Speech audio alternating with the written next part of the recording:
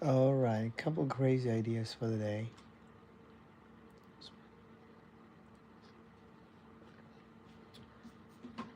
Well, today we're supposed to go live early, um, but it did not happen. So it is the last 2 hours of the day, and I do not want to miss it. Because of that, we decided to show up. We're gonna show up and stay a little bit, and hopefully, we find some people around.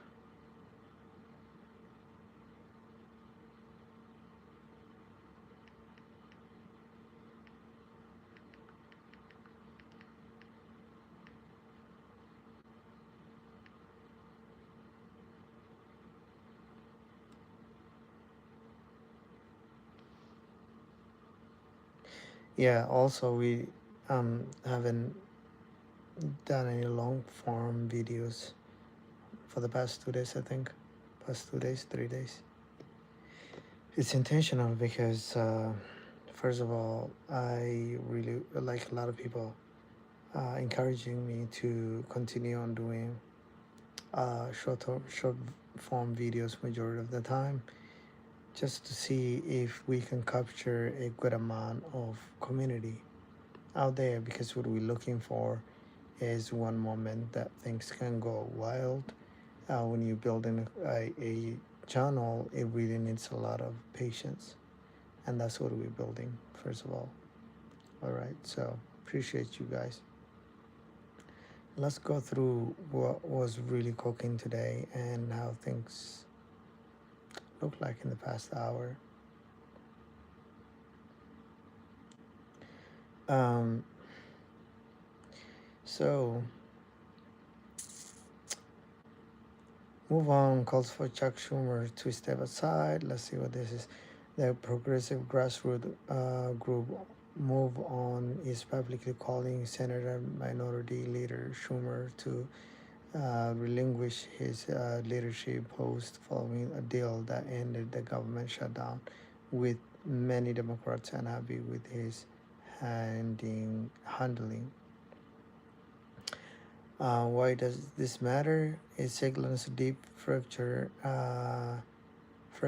in the Democratic Party over the strategy and the leadership. If Schumer steps down or is forced to step down or forced out, it would reshape Senate dynamics heading into 2026 election cycle. And that means we are heading to the primary, and a lot of these parties are going to need um, basically not need but stand on their grounds and make sure they got the most supporters that they can. And that means a lot of the progressives didn't want to make a deal with Trump and the government shutdown. But it looks like now that is past, and all they can do is punish their guy. Mm.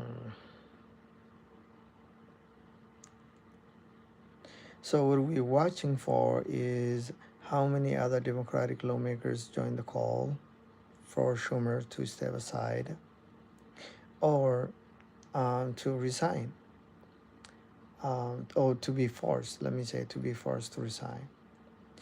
Whether Schumer responds, what is he going to say when he responds is what we're going to see in the next couple of days. And if he responds, that means if he steps aside or he's forced, who could be a candidate that would be able to replace him? We are going to see that. So another issue that's still going on, I believe, is the SNAP, which is unsolved up to now. Um, Donald Trump administration has again asked the Supreme Court of the United States to intervene after a lower court ruling ordered full payment of the SNAP benefits to 42 million Americans. Uh, why this matters? SNAP is the largest U.S. federal nutrition system program. The court's decision could affect millions of families and more broadly reflect how social programs are managed and contested in the court. What we're watching for in this case is when the Supreme Court responds, potential delays in the benefit distribution, and political fallout ahead of the holidays. So, what that means is if the Republicans decide to, if the Supreme Court upholds what President Trump wants, and that is to continue the hold on the SNAP, um, could the Republican Party also see some fractures within themselves? Because what they're heading is the midterm is coming, or primary is coming, which means 42 million Americans are already being affected on what President Trump is trying to do. That is going to create some political dilemma for the Republican Party. That's what we are going to watch.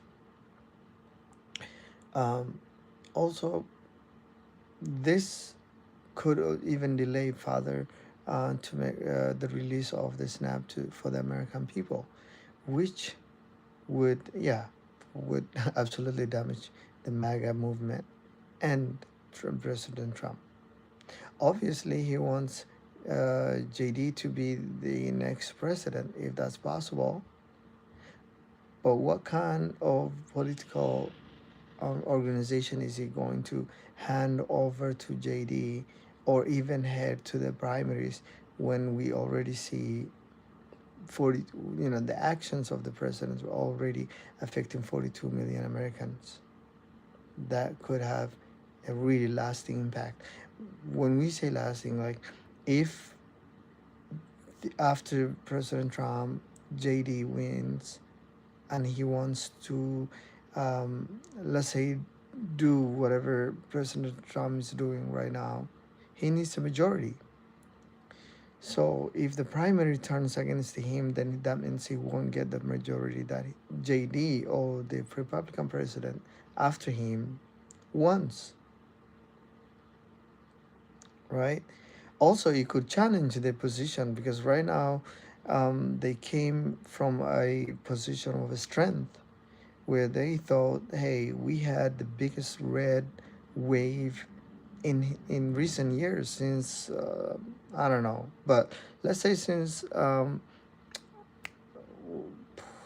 Bush, right? Bush the son. Since Bush, they never had anything this strong, right? And it's only a year, only a year into his administration, and we already seen millions of Americans could be affected on actions that president wants. Yeah, you want to cut spending, but you also tariffs. Yeah, everybody was scared. Everybody may be seeing a little bit of, from the bottom lines or whatever they were buying it from Walmart, let's say, or the shopping or the groceries. But this cut is affecting 42 million Americans. That means 42 million families will be affected.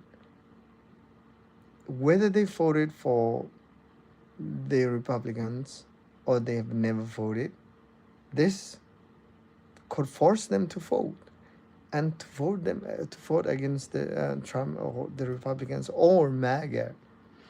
The people that we're talking about could be majority MAGA, because it's not only minority or the Democratic Party that takes benefits from the government. This is the largest program that the government pays. So 42 million Americans. That is very close to one quarter of the population. So let's see. We're not gonna say the entire 42 million adults that can vote, but you can imagine the impact that that this can have on the primaries, and it's coming. We're in November, guys. We're in November. 1 year since President Trump took office. 1 year since President Trump was elected, not even took office. We haven't reached that yet. Have we even reached that yet? I'm not even sure. Unless I was sleeping under a tree, I don't think his inauguration date is already. That's still, yes, his election, but not even when he took office yet. So we're gonna see that. We're gonna watch for what Schumer does, whether he steps down. Because hey, Democrats want this to continue. Like the president started the mess, the shutdown, the SNAP issues, but he is giving them a chance to fight back. He's not doing a favor for himself. So that's what we're watching. Is Schumer going to step down? Hey, the Democrats will also have a shake. Shake. They would. This would affect them as well. They won't have a clean. You know what I mean? But it's a Schumer that made the decision to end the government shutdown. Now the progressives will push him really hard. Let's see how that ends. Um, Now I really want to check something I haven't paid attention today what was going on, and that's the markets, especially the crypto markets, and how it reacted to since the end of the shutdown um, is either closed or already. I don't know. I haven't even heard whether it's already it already ended or not.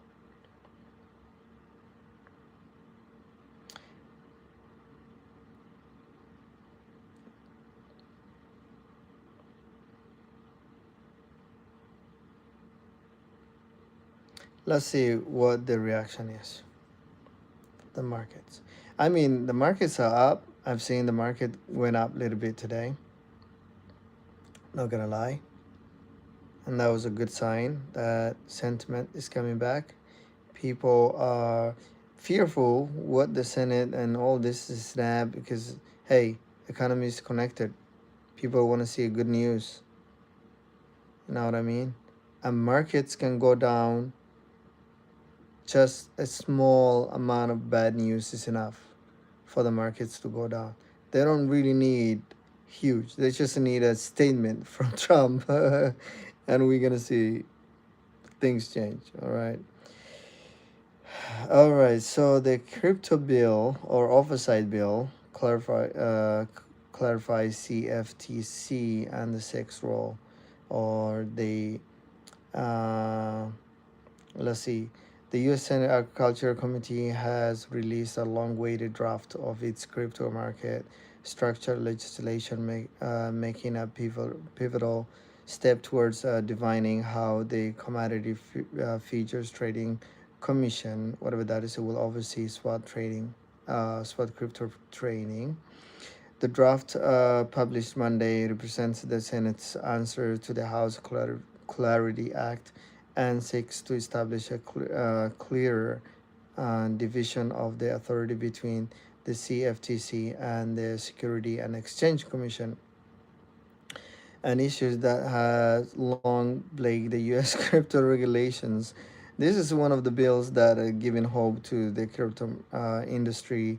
Hey, we could trade, we could do this, and billions could be invested into the crypto. And without these bills, we go back to what we had during the Biden administration, which was a mess, um, holding chokehold on all the crypto infrastructures. Draft bill lays foundation for the crypto oversight. The bill, led by the committee chairman John Boozman and senior Democratic Cory Booker. Oh, they give it to Cory Booker. That's gonna die. definitely defines the fundamental terms such as the blockchain and outlines how these concepts will apply under the Commodity Exchange Act.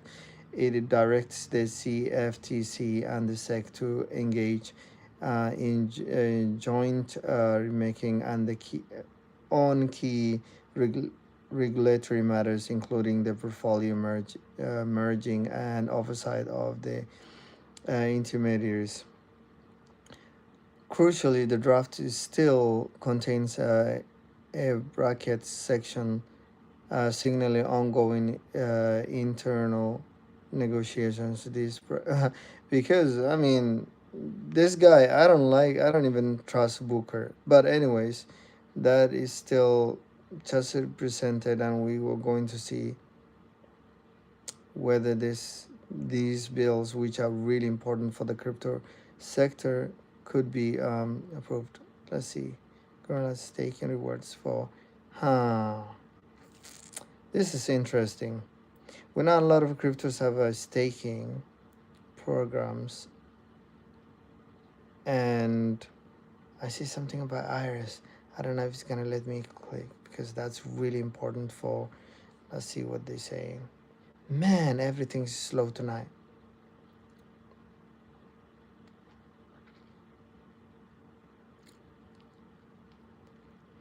In a move widely seen as a breakthrough for the digital asset regulation, the U.S.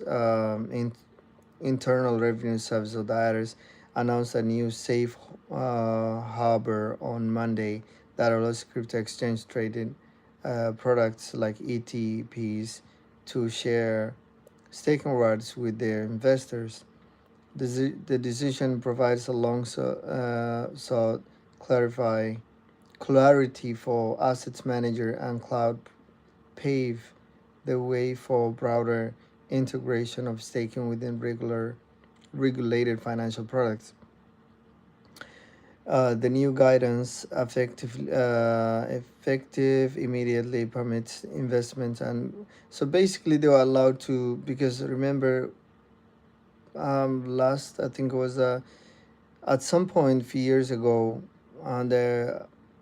they were not allowed to do that. They were kind of like they put those products, crypto projects that you can earn staking rewards into a securities section. I think they were defined as securities, and then after long battle, they finally said no, these are not securities.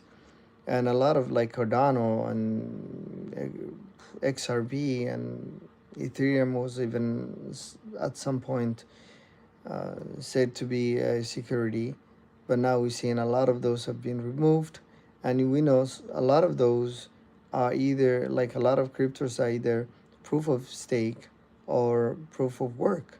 So the proof of work part, like Bitcoin and ETC and Bitcoin Cash and all the Bitcoin folks and few other cryptos, not a lot of them are proof of stake, proof of work already. Now Ethereum used to be proof of work, and now they transition into proof of stake, which technically put them directly into this conflict with the IRS and other financial institutions. But then now they're allowed to do, people to stake their cryptos. It protects the chain not to be attacked by anybody else.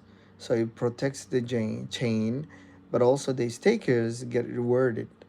So let's say if you put your Ethereum on Coinbase, you can stake your Ethereum on Coinbase. You can stake your Polkadot or Dot on Coinbase. You can stake your um, Atom on Coinbase. So a lot of these products, you can stake them directly on your exchanges, and those are the normal exchanges, which now public trading exchanges are not good anyways, but I still have some of those and I stake it, so hey, why not? So this gives them green light, which means they can encourage people to deposit their cryptos into the exchanges, centralized exchanges. So these centralized exchanges will offer people some incentives like, hey, you stake with us, we'll give you some rewards, 7%, 6%, 8%. You know where that leads them to?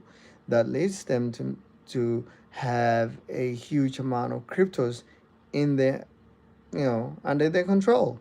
So that means they know who bought what crypto, who staked what crypto, how much of that crypto they stake, and who can take how much of that crypto.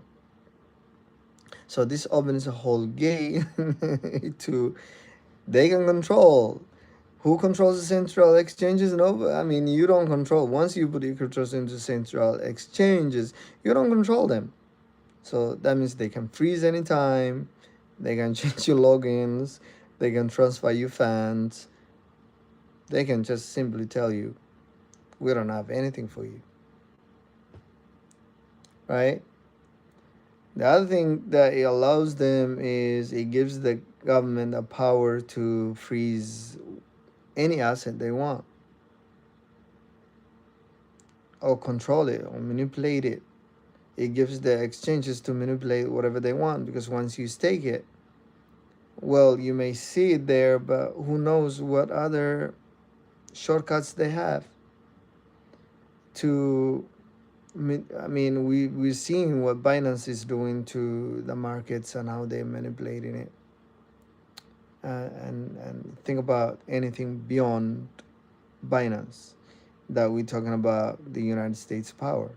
We're talking about Coinbase. We're talking about Robinhood. We're talking about any other American institution. Um, Crypto.com is now positioning themselves in the United States. They kind of like trying to get in they're already in the United States. He's already meeting the president of the United States. He's in the Senate. He's attending hearings. These exchanges have an interest to make sure the wealth doesn't go beyond them. So for them to intense, all right. Anyways, I can't say some words, but for them to make sure people stay in the exchange, they will offer you some rewards. So these are the rewards that we're talking about. All right. Whether the exchange earns some, bigger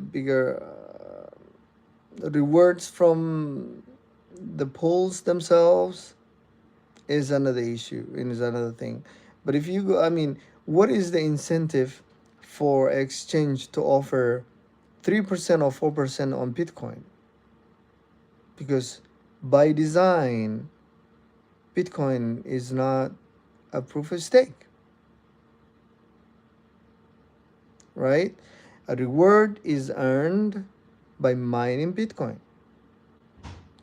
But where are they getting the funds to offer people 3%, 4% on Bitcoin?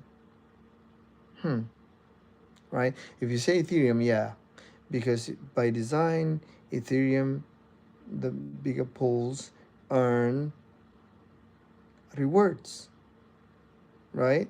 That's what protects the chain. And when those are distributed into the pools, now everybody in that pool gets some. You may not get a lot, but then the exchange, since they have the entire pool under their control, now they have they can offer individuals whatever percentage they want and keep the rest to themselves. But when centralized exchange says we're offering 3% on your Bitcoin, now what is their benefit on that other than they incentivize whatever that is? All right, I can't say the word. I give up at this point. But they get, somehow somebody is giving them a kickback so they can retain as many Bitcoin as they can, right? So that could be two ways. One could be they can have a big uh, pool of Bitcoin and dump on the market when Bitcoin is 20% up, right? And then get that cash, USDT or whatever it is, and wait for the market to retrace back 20% down, 30% down, and buy it cheaper. So they always in control of that Bitcoin, and they're always profiting by dumping on the market when the market goes up, and when Bitcoin comes down, they buy it again with the cash they have. In that way, they can continuously tell people, hey, you know what, stake with us. We give you 3%, 5% of your Bitcoin, right? Get that Bitcoin, build their treasury that way. So now they can say, hey, if you give, even if you stake with us 100, 100 Bitcoin, 1,000 Bitcoin, right? Our reserves are full, like we have one on that Bitcoin. I'm just saying it. That's the only way where a crypto which is not proof of stake can be offered an incentive. Again, I came back to the word, all right, because I don't have a better word to use. So that's what's happening. We will see what the market's going on. All right, another sector of crypto that was going on, going up recently, going up crazy, is the privacy.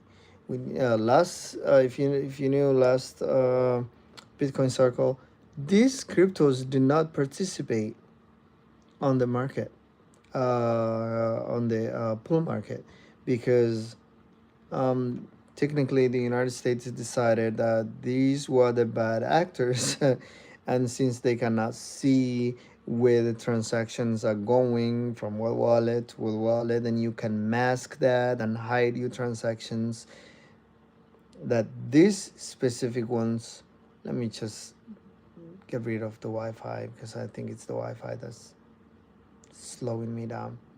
Anyways, so then now that we have the Clarity Act and a lot of the cryptos are given a green light, we came back to a lot of the projects coming, hey, getting a green light. Now everybody's pushing these projects and they are going 700, some really good percentages.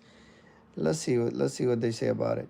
Privacy coins have captured the attention of the crypto and enthusiasts, whatever that word is, once again showing surprising resilience among the shifting market trends. Interest in these digital assets remain strong, which with such a volume and trading activity reflecting on growth, curiosity about security. That's the what everybody's dying for. It's like, oh no, no, nah, nah. It's a money grab. People bought it a long time ago, and they're red, right? So they want to be in green and get out of the project. That is the only thing. That's the only reason. And you see Zcash going up to $622, hitting $748. We see Monero taking up $7 billion, right? And we see all these crypto YouTubers going crazy about these projects and saying, "Oh, it's time to buy it. It's time to buy it," because they bought it a long time ago, and they want you to buy it now. How convenient.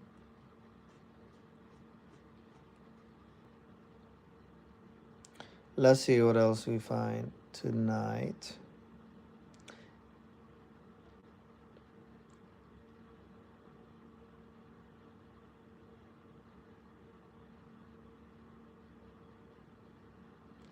Um,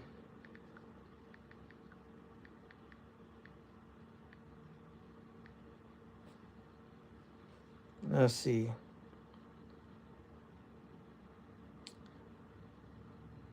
Dun, dun, dun, dun, dun, dun, dun, dun, dun. All right. Once again, we're just gonna go over what we talked about in this 30 minutes. We're going over again.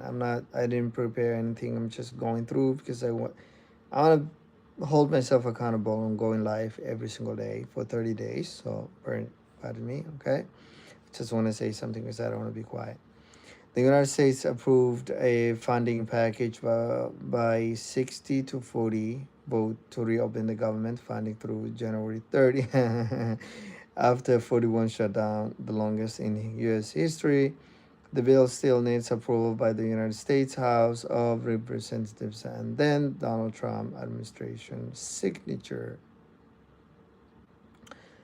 All right. What else? Legal battles over food aid benefits during the shutdown. The SNAP, which serves 42 million Americans, caught in legal limbo.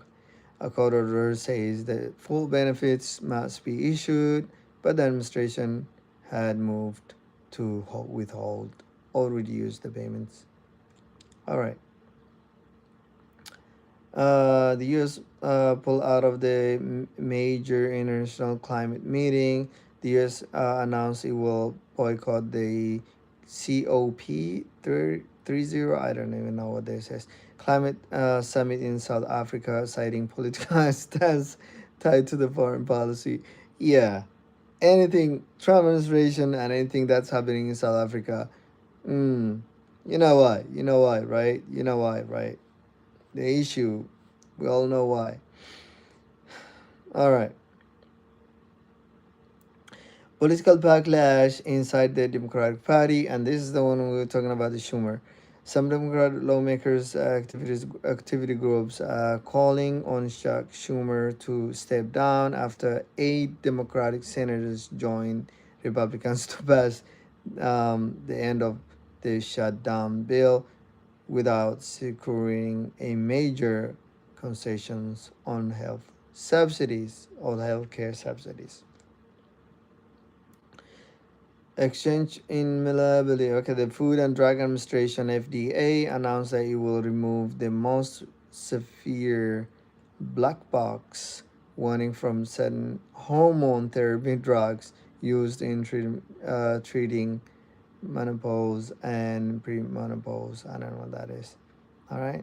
So that would be all for the night. I appreciate you guys for coming and listening to nothing. Basically, listening to nothing. But we gotta tell YouTube that we here, we live. All right. That's the whole point. Hopefully someday we'll have a lot more stuff to talk about. But for now, we just want to make sure we are adding a little bit of activities here and there, smaller uh, short videos, 1 or 2 little bit few minutes up to 10-minute video, and see how the algorithm picks up. Obviously, people talk about all these gears and you gotta record state of no. I will not be recording state of the art video because I'm a boring guy. Anyways, but I appreciate you guys for being here. um, let's try to hit the 4,000 watch hours, obviously, because my channel has not been started now. It's been long there, and I'm stuck on the 4,000 watch hours and whatever it is. So I appreciate you guys for being here. Assalamu alaikum. Bye.